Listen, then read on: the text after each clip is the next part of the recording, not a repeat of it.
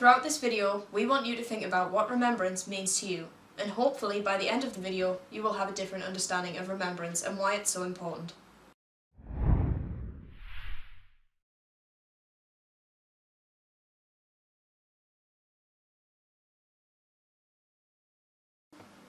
On the first day, out of a million names, we picked the name Deepening, which meant absolutely nothing to us, but by the end of the trip would mean a great deal. On day 2, we went to Cemetery and we found out that every headstone holds a story.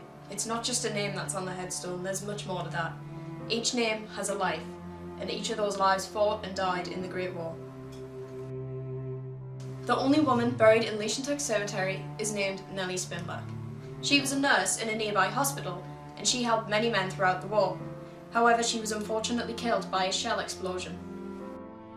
Whilst at Cemetery, we also found out about a 15-year-old boy who lied about his age purely to get into the army and to join the war. Upon walking through the cemetery, we found a high-ranking soldier buried amongst privates. It was unusual for high-ranking soldiers to fight somewhere on the front line. Normally, they stayed much further back and stayed out of all the action. However, this one didn't. He was different and he wanted to make a difference and therefore fought with his soldiers. And we found out that everyone is equal.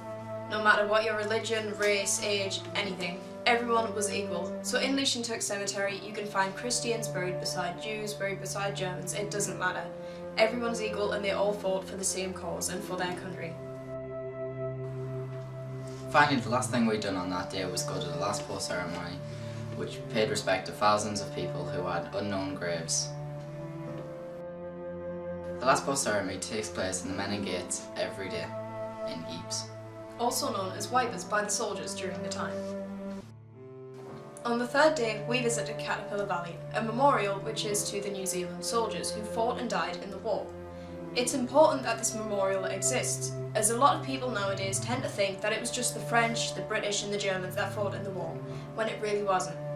The New Zealand Memorial is very important as we must remember all of the people who gave up their lives for us and their countries. In the afternoon we visited Teepal, which is a massive memorial for thousands and thousands and thousands of soldiers.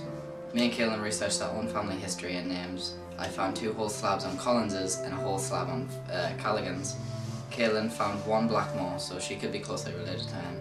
Also, you could see names of people's names removed. That means they've found their graves. On the 4th day, we visited our first German cemetery. The Germans had designed what they wanted their cemeteries to look like during 1916, and the British and the French had designed theirs in 1920. For this reason, the German cemeteries look very different. Within the German cemetery there are 2 crypts, and within these crypts are many unknown German soldiers. A lot of the soldiers don't have names, therefore many of the graves are unnamed. The last place we visited was Tyncott Cemetery.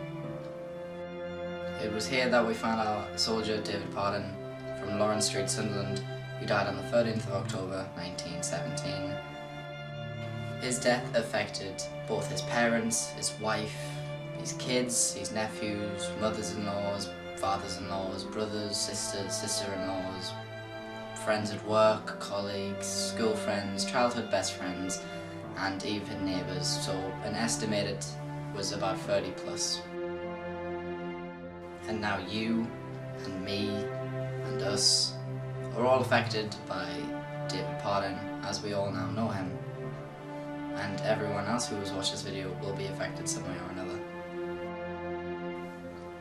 In answer to our original question, remembrance is important for many reasons.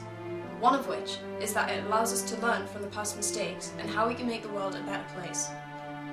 It is also important that we remember those who gave up their lives for us and their country. This concludes our BBC report. I'm Jay Collins. And I'm Caitlin Hansen. And this is us, signing off.